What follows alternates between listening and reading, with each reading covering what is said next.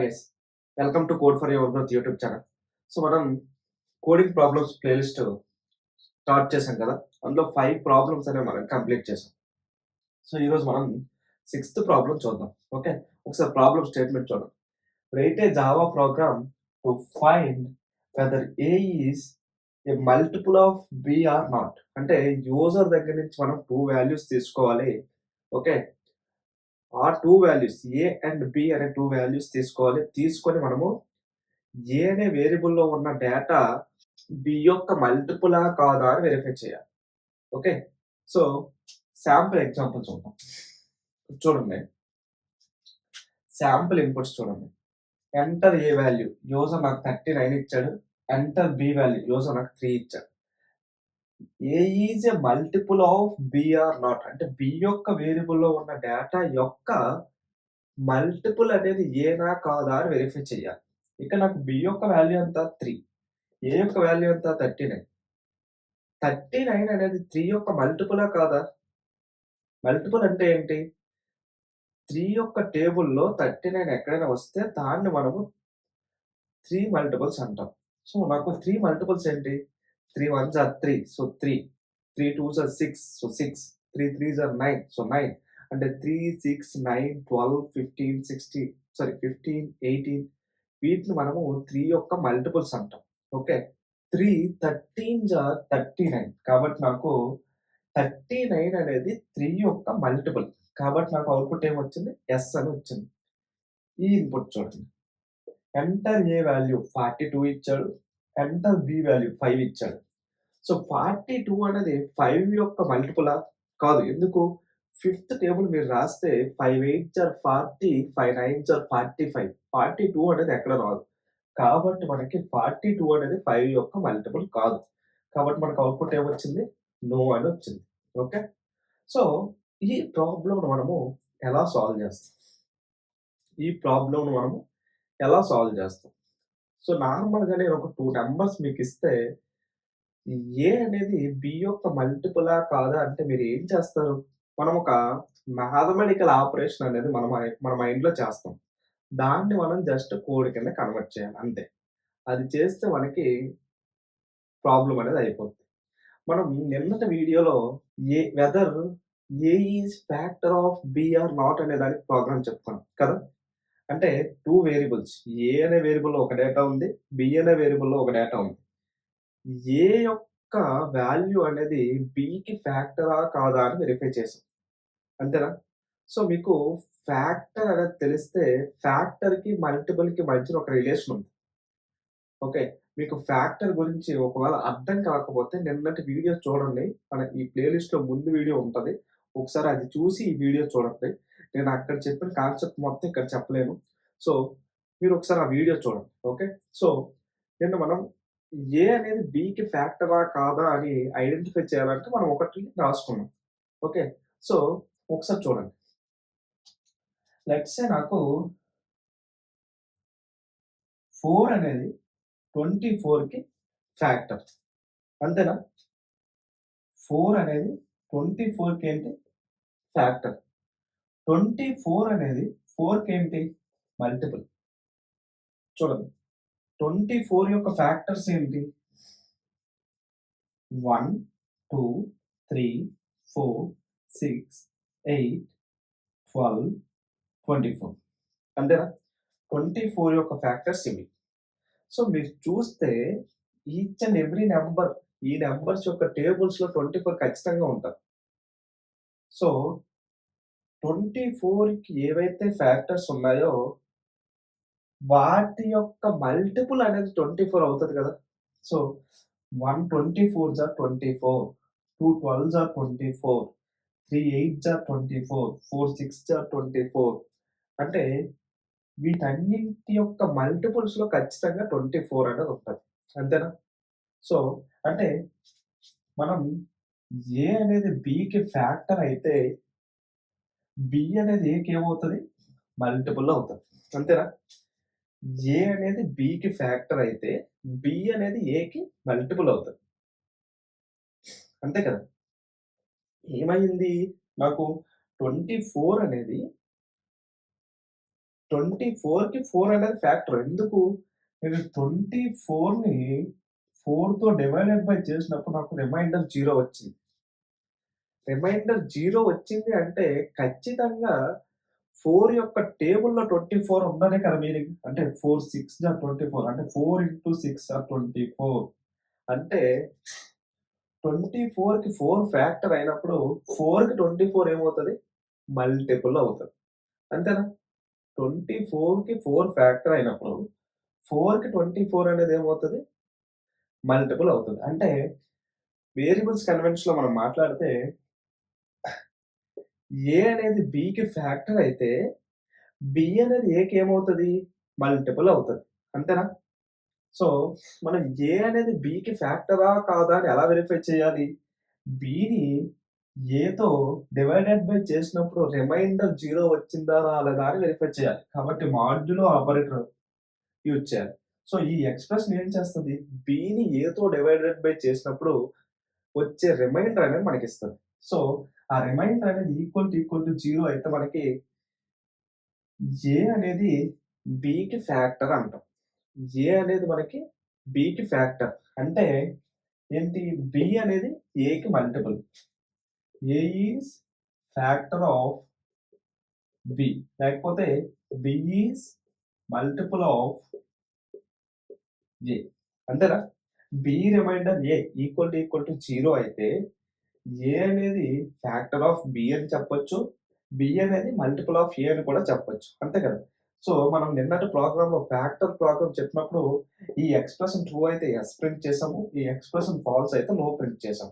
అంటే బిని ఏతో divided by చేసినప్పుడు రిమైండర్ 0 వచ్చింది కాబట్టి ఏ అనేది బికి ఫ్యాక్టర్ అని చెప్పాం.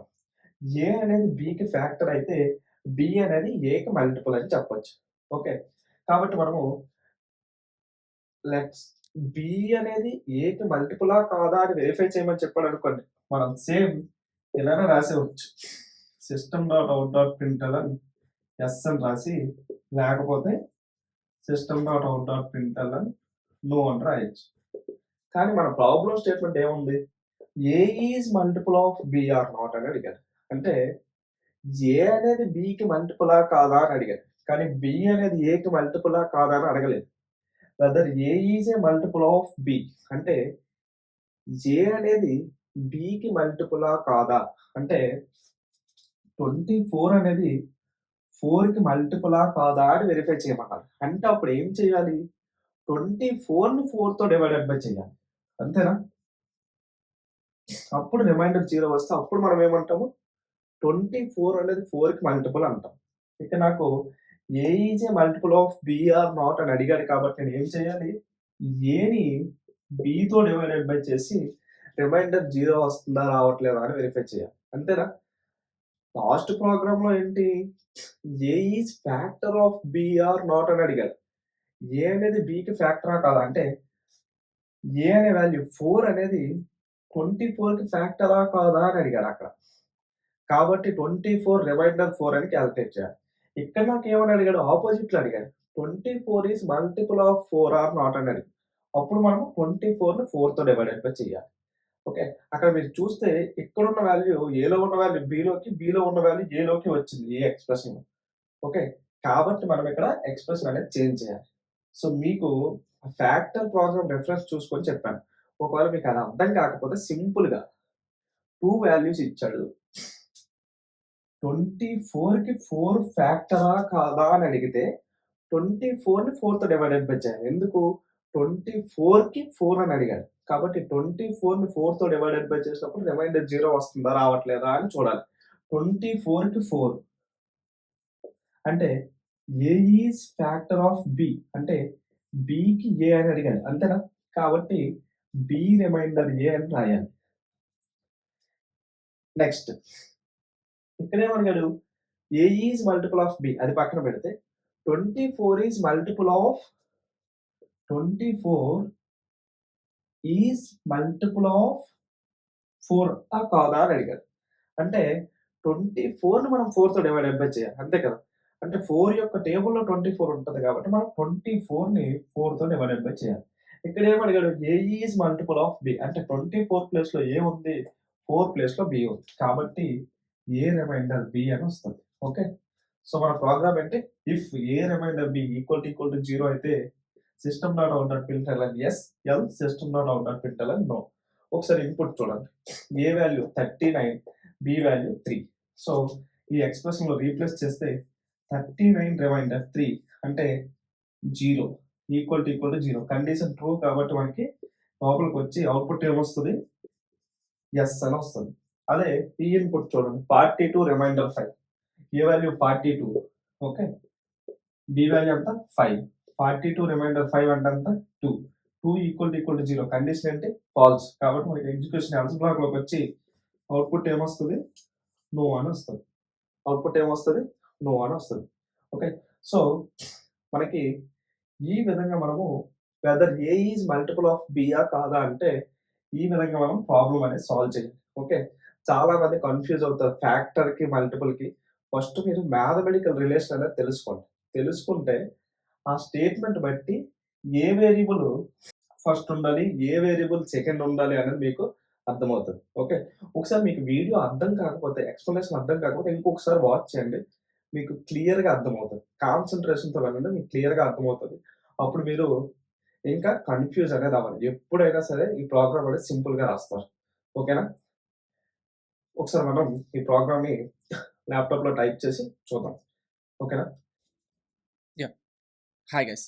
సో, మనం బోర్డ్ మీద ప్రాబ్లమ్ ఎక్స్‌ప్లెయిన్ చేసుకున్నాం కదా! Multiple problem. అంటే 2 నంబర్స్ ఇచ్చి ఒక నంబర్‌కి ఇంకొక నంబర్ మల్టిపులా కాదా అని ఐడెంటిఫై చేయడానికి. సో, దానికి మనం ఇక్కడ ప్రోగ్రామ్ రాద్దాం. ఓకే. సో, జస్ట్ మనం బోర్డ్ మీద ఏదైతే రాసుకున్నామో దాన్ని మనం ఇక్కడ రాస్తాం. ఓకే. సో, నేనేం చేశానంటే ఒక మల్టిపుల్ ప్రాబ్లమ్ అని ఒక క్లాస్ క్రియేట్ చేశాను. అందులో మెయిన్ మెథడ్ రాశాను. ఇది నాకేంటి బేసిక్ జావా ప్రోగ్రామ్ యొక్క సింటాక్స్. సో, మనం యూజర్ దగ్గర నుంచి 2 వాల్యూస్ తీసుకోవాలి కాబట్టి మనం స్కానర్ క్లాస్ యూజ్ చేయాలి. స్కానర్ క్లాస్ యూజ్ చేయాలంటే ఏం చేయాలి? స్కానర్ క్లాస్‌ని మనము ఇంపోర్ట్ చేసుకోవాలి. Import Java dot util dot scanner. Next నేను స్కానర్ క్లాస్‌కి ఆబ్జెక్ట్ క్రియేట్ చేస్తాను. Scanner in equal to new scanner system dot in అంటే మనకి స్కానర్ క్లాస్‌కి ఆబ్జెక్ట్ క్రియేట్ అవుతుంది. తర్వాత యూజర్‌ని మనం అడగాలి. ఎంటర్ ఏ వాల్యూ అని. కాబట్టి system dot out dot println enter A value. So, user ఒక వాల్యూ ఇస్తాడు. దాన్ని మనం ఒక వేరియబుల్‌లో తీసుకోవాలి కాబట్టి int A equal to in dot next int. Next మళ్ళీ మనం యూజర్‌ని బి వాల్యూ అడగాలి.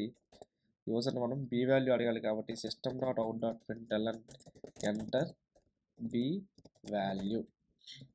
సో, యూజర్ బి వాల్యూ ఇస్తాడు. దాన్ని మనం బి అనే వేరియబుల్‌లో స్టోర్ చేసుకోవాలి కాబట్టి int B equal to in dot next int అని రాశాను. ఇప్పుడు మనకేంటి? మనం ఏం ఫైండ్ ఔట్ చేయాలి? A is multiple of B or not అని ఐడెంటిఫై చేయాలి. అంటే ఏలో ఉన్న వాల్యూ బికి మల్టిపులా కాదా అని ఐడెంటిఫై చేయాలి. కాబట్టి ఏం చేయాలి? ఏని బితో డివైడెడ్ బై చేసి రిమైండర్ క్యాలిక్యులేట్ చేసి అది జీరోనా కాదా అని ఐడెంటిఫై చేయాలి. ఓకే. కాబట్టి if A remainder B equal to 0 అయితే మనకి ఏంటి? ఏ అనేది బికి మల్టిపుల్. కాబట్టి system dot out dot print L N yes అని ప్రింట్ చేశాను. లేకపోతే system dot out dot print L N no అని ప్రింట్ చేశాను. ఓకే. సో, అంతే. మనకి ప్రోగ్రామ్ అనేది అంతే. సో, మనం ఏం చేసామో 2 వేరియబుల్స్ తీసుకున్నాం యూజర్ దగ్గర నుంచి. ఇప్పుడు మనం ఏ అనే వాల్యూ బి అనే వాల్యూకి మల్టిపులా కాదా అని ఫైండ్ ఔట్ చేయాలి. కాబట్టి ఏని మనం బితో డివైడెడ్ బై చేస్తే రిమైండర్ 0 వస్తే అప్పుడు మనము ఏ అనేది బికి మల్టిపుల్ అని చెప్తాం. ఓకే. కాబట్టి నేనేం చేశాను if A remainder B equal to 0 అయితే యెస్ అని ప్రింట్ చేశాను. కాకపోతే నో అని ప్రింట్ చేశాను. ఒకసారి కంపైల్ చేసి రన్ చేద్దాం. సేవ్ చేశాను. Java C space multi problem dot Java. So, compile చేశాను. నెక్స్ట్ రన్ చేద్దాం. Java space multiple problem. Enter A value 39 అని ఇచ్చాడు ఏ వాల్యూ, బి వాల్యూ 3 అని ఇచ్చాడు. నాకు అవుట్పుట్ ఏమని వచ్చింది? ఎస్ అని వచ్చింది. ఎందుకు 39 ఈస్ ద మల్టిపుల్ ఆఫ్ 3. 13 జార్ 39 కాబట్టి మనకి అవుట్పుట్ ఎస్ వచ్చింది. అదే మనము సేమ్ బోర్డు మీద ఏమి ఇచ్చాం? 42 ఏ వాల్యూ ఇచ్చాము, బి వాల్యూ 5 ఇచ్చాము. నాకు అవుట్పుట్ ఏమొచ్చింది? నో అని వచ్చింది. ఎందుకు? 42 is not a multiple of 5. ఎందుకంటే 42ని మనం 5తో డివైడెడ్ బై చేసినప్పుడు రిమైండర్ 2 వస్తుంది. కాబట్టి అది మనకి 5 యొక్క మల్టిపుల్ కాదు. కాబట్టి మనకు అవుట్పుట్ ఏమొచ్చింది? నో వచ్చింది. సో, మనం మల్టిపుల్ ప్రాబ్లమ్ అనేది ఈ విధంగా చేస్తాం. ఓకే. సో, గైస్ మీరేం చేస్తారంటే ప్రాక్టీస్ చేయండి. ఓకే. నేనేదైతే బోర్డ్ మీద మ్యాథమెటికల్ ప్రూఫ్ చెప్పానో మీరు దాన్ని అండర్‌స్టాండ్ జేసుకోండి. అప్పుడు మీకు ఈ కోడ్ అనేది సింపుల్‌గా అర్థమవుతది. ఓకేనా? Thank you so much guys. మీకు మన వే ఆఫ్ ఎక్స్‌ప్లనేషన్ నచ్చితే వీడియోని లైక్ చేసి, కామెంట్ చేసి, షేర్ చేయండి. అలానే మీ ఫ్రెండ్స్ అందరికీ మన జావా ప్లేలిస్ట్‌ని, కోడింగ్ ప్రాబ్లమ్స్ ప్లేలిస్ట్‌ని రెండింటిని షేర్ చేయండి. ఎవరైతే క్యాంపస్ ప్లేస్‌మెంట్స్ ప్రిపేర్ అవుతున్నారో వాళ్ళందరికీ ఇది చాలా యూజ్ అవుతది. ఓకేనా? Thank you so much guys.